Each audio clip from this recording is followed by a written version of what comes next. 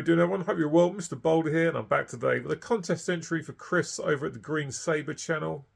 A few weeks back, he hit 200 subscribers. So first things first, as always, congratulations, Chris. Great achievement. Chris is a great guy. He's a very busy guy. He's in 3 bands. I've done 2 bands in the past, and that was busy enough. So God knows how he copes with 3 bands. But a great guy with a great channel. Puts out some great videos. Been watching him for quite a while now.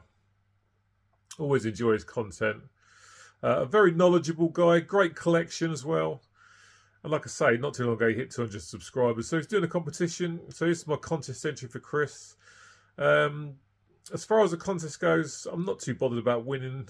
These videos are, as always, really about supporting another channel in the community, exposing people to people who may not be familiar with that channel, and hoping that you'll go over to Chris's channel, watch his stuff, enjoy it, and like, comment, and subscribe to his channel, obviously. So 200 subscribers giveaway, competition, 4 questions to answer, and we're going to get straight into it. The first question is 2 albums that helped form your musical tastes. So for me, I'm going to go right back to childhood. And here's Led Zeppelin 4 from 1971, an album that was introduced to me at a very young age by my dad. I can remember back in the early 80s, me and my brother would be watching stuff on TV like, you know, Dukes of Hazzard, the A-Team, Knight Rider, that kind of thing. And then sort of about 7 or 8 o'clock-ish, the TV used to go off. My mum and dad used to sit there and just listen to music and play records for me and my brother. And this one my dad spun a lot of the time, and it's an album I absolutely love still to this day. And it definitely was one of those albums that got me on the right path, alongside people like Bad Company and Jimi Hendrix. But I suppose Led Zeppelin made the biggest impact for me. And they were definitely one of the first bands I got into, thanks to my dad. An absolutely outstanding album. Still to this day, just don't get bored of hearing it. I mean, Stairway to Heaven, so overplayed. And one of the songs I should probably be bored listening to.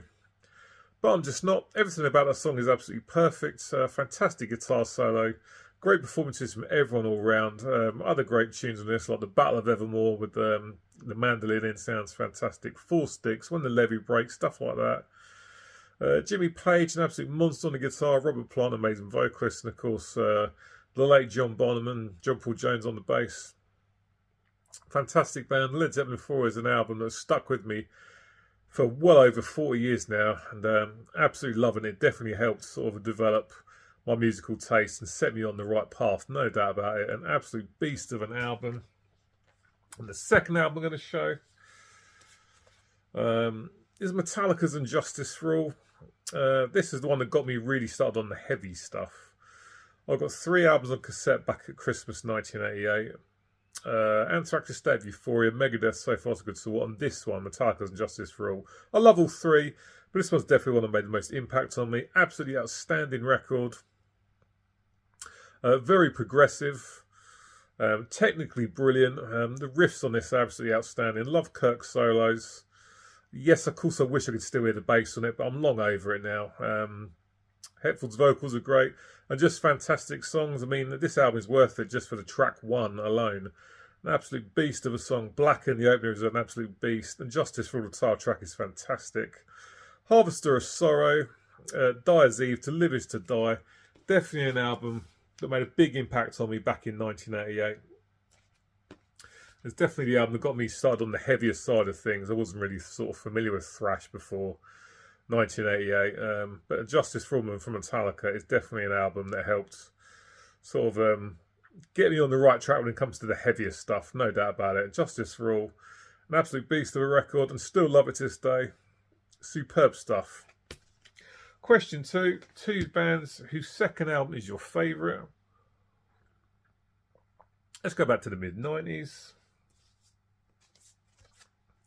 And here's Fear Factory and Demanufacture from 1995. An absolutely huge album that definitely made an impression on me back in the mid-90s.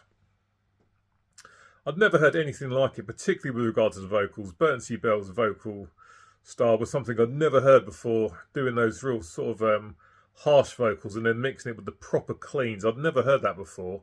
That style has been copied relentlessly over the last 25 years.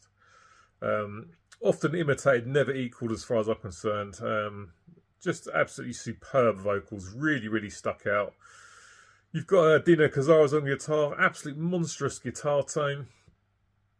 And his riffs are very much locked in tight with Raymond Herrera and Christian Oldwalder's bass.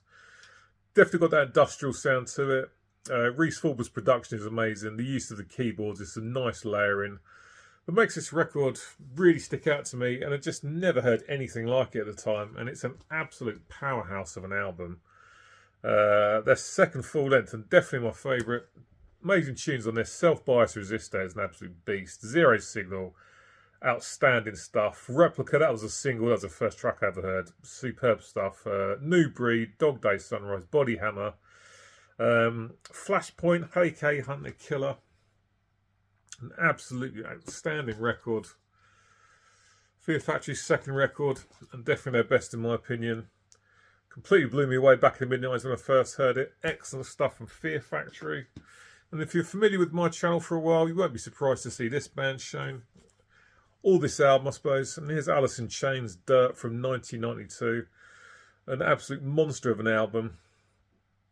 I didn't hear Alice in Chains till 93. I was supposed to see them. They were supposed to be supporting Metallica at Milton Keynes Bowl when I saw Metallica in June 1993, but they had to pull out. But Alice in Chains' Dirt, their second full length from 1992, is an absolute beast of a record. Mike Starr, rest in peace, and Sean Kinney, excellent rhythm section. Jerry Cantrell, whether it's solos or guitar riffs, is absolutely outstanding. Of course, the late great Lane Staley on the vocals. Amazing voice. Another one of the things that makes Alice in Chains great is Lane and Jerry Cantrell's vocal harmonies, which are some of the best in the business, in my opinion, no doubt about it. An amazingly talented bunch of guys. Still putting out great records these days, William Duval. This album's a beast. Them Bones, one of the best album openers of all time as far as I'm concerned. Down That River, great stuff. Down in the Hole, fantastic tune. Rooster, another great track. The title track's brilliant. Junkhead. Godsmack, Angry Chair, Wood, etc, etc, etc. No bad songs on this record at all. It's an absolute 10 out of 10. Alice in Chains' second album, Dirt, from 1992. Without a doubt my favourite. Stunning album. One of those albums, once again, doesn't matter how many times I listen to it, never get bored of it. It's just amazing stuff. On to question 3 now. 2 albums you didn't like at first, but you grew to love. Didn't have to think too hard about these. Up first, and here's Anthrax, Volume 8, The Threat Is Real. So one from the John Bush era. This came out in 1998. For years, I really did not care for this record at all. One song I liked on it, and that was it. And a while back, I was doing some homework for a video here on the channel, which featured this album, so I listened to it again. And I was not looking forward to it, I must say. But then when I actually started listening to the album again, I remember thinking to myself, I'm really enjoying this. Why did I not like it before? I've completely changed my opinion on it. I mean, there's still some shit on it. I mean, Copper Joe is 46 seconds. That's a complete waste of anyone's time. Piss and Vinegar's not great either. But the opening track, Crush, is great. Inside Out, again, I absolutely love that tune. Great. It's got a solo from Dimebag Darrell on there. Born Again Idiot, Toast to the Extras, Hogtied, Alpha Male, Stealing from a Thief, the last track. The John Bush era of Anthrax, for me, doesn't get as much love as it should. And this was a record for ages I just did not care about at all. But now I think it's really, really good. Excellent stuff, yeah. Can't believe I used to dislike as much as I did. So that's Anthrax, Volume 8, The Threat Is Real. Up next, and here's AC/DC's Flick of the Switch from 1983. An album that I got on a CD first. And I remember I used to listen to it and think, yeah, it's okay. And I was at a record fair one day, and they had this in the racks alongside Fly on the Wall as well. And I thought, I'm not really a huge fan of those 2 albums, but we're going to get them anyway, just to complete my AC/DC collection on vinyl. When I got home that night, stuck on the turntable, listened to it again, and very much changed my opinion. don't get me wrong, this is no Power Rage or Highway to Hell, but it's not a bad album in the slightest, and I really enjoy it now. For me, that's one of those albums that some of the best stuff, or my favourites personally, are towards the end of the record. But it's still a good record across the board. House is on Fire track 2 I really like. Title track Flick the Switch is good. Nervous Shakedown as well, great. But for me, when you get to stuff like Deep in the Hole, Bedlam in Belgium and Badlands, those 3 in a row are just excellent. Brain Shake, the last track as well. Yeah, really didn't used to think too much of it. Now I think it's excellent. Can't believe I used to have such a low opinion of it. But AC/DC's Flicker the Switch from '83 is one of those albums I never used to have too much time for, but now I think it's really, really good. Excellent stuff. And the last question now, question 4, is 2 things that you dislike about modern collecting in this day and age. For me, the 2 things I dislike are what you actually get when you collect. Let me explain. So, I'm not much of a fan of the whole splattered vinyl, coloured vinyl thing. I mean, I've kind of got a love-hate relationship with it, and I'll show you what I mean. Sometimes you get stuff that looks really, really good. Here's my copy of Sadus' Swallowed in Black from 1990, and I'll show you what I mean here. Splatter vinyl. And this one, I actually really like.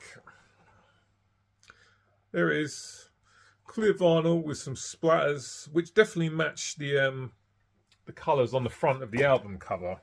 So when they get it right like that, I don't mind so much, because at least it matches up with the colour of the artwork. So that one I think looks really good. Swallowed in Black with Sadus. And here's the bad. Now here's an absolutely outstanding record, Demolition Hammer's Epidemic Advance from 1992. A thrashy, death metal-y masterpiece in my opinion. So here's the album cover, take a look at that. Here's the record. Fucking yellow. Why is it yellow? There's absolutely no yellow on that album sleeve whatsoever. And this is what I don't like about it. If you're going to make coloured vinyl, then at least make it match up with the artwork. Yellow has got absolutely nothing whatsoever to do with that cover at all. You know, I mean, if you're going to press them on coloured or splatters or whatever, that's fine. But you should at least have the option to have the black vinyl as well. But there was no option for this. It was coloured vinyl and that's it. And it's certainly not the only time that's happened. So yeah, that's the first answer for that question. Not a huge fan of splatter or colour vinyls. I mean, don't get me wrong, like I say, there's plenty in my collection I don't mind at all. And some I actually quite like. But if I could go out and switch out every colour or splatter I've got in my collection for a black vinyl, I would absolutely any day of the week. And the second thing that I don't like about modern day collecting, and I'm going to show this album as an example. Here's the excellent The Evil Divide by Death Angel. And what I don't like about this, and about a lot of albums these days, is completely unnecessary 2 LP sets. Not only do they take up a lot more room in your collection because they're much thicker, but in some cases, for me, you just don't need to have them on 2 LPs. Here's the back, and as you can see, side A, side B, and side C. There's nothing on side D at all. Side D is etched. Now don't get me wrong, a lot of these etchings look really good. But let's be honest, after you've looked at it once, you never fucking look at it again. And this one's even more pointless because it's on clear vinyl and you just cannot barely even see it. As far as I'm concerned, if you're releasing records on a 2 LP set and side D has nothing on it, then that album does not need to be on a 2 LP set. A couple of other examples I can think of. A couple of times recently, I've seen Def Leppard's Hysteria reissued recently. Now, the original album come on the 1 LP. And of course, the new re-releases come on 2 LP sets. Another example is, a while back I was after a Dire Straits best of that I really enjoy. I remember having back in the day. When I looked up to find copies of it now, it has of course been reissued, and of course it's been reissued on a 2 LP set, whereas the original only on 1. So if it can be originally released on 1, why does it need to be released on 2 now? But yeah, even a bigger waste of time is when side D is etched. Completely unnecessary. I'm pretty sure it's all about trying to justify the ridiculous prices that are being charged for vinyl these days. So that's my second answer to question 4. If it has to be on 2 LPs, fair enough. I mean, stuff like Maiden, Senjutsu and Book of Souls need to be on 3 LP sets because they're very long albums. But I think a lot of the stuff that's being put out on 2 LP these days is just completely unnecessary. It takes up loads of room and it's a waste of fucking time as far as I'm concerned. So there we go, guys. There we go. There's my contest entry for Chris. As per usual, I will leave a link to Chris's channel in the description box of this video, the Green Sabre channel. So please, after you finish watching this video, follow the link in the description box, head over to Chris's channel, check out his stuff, watch his videos, like his videos, get in contact with him in the comment section, and more importantly, subscribe to his channel because he's putting out great content and he definitely deserves more subscribers. So there we go, guys. That's it for today. Cheers for watching as per usual. Let me know what you think about the questions, the answers I gave to the questions in this video. You getting in contact is also always very much appreciated, so thank you very much. And until next time, as always, cheers, take care, and I'll see you later.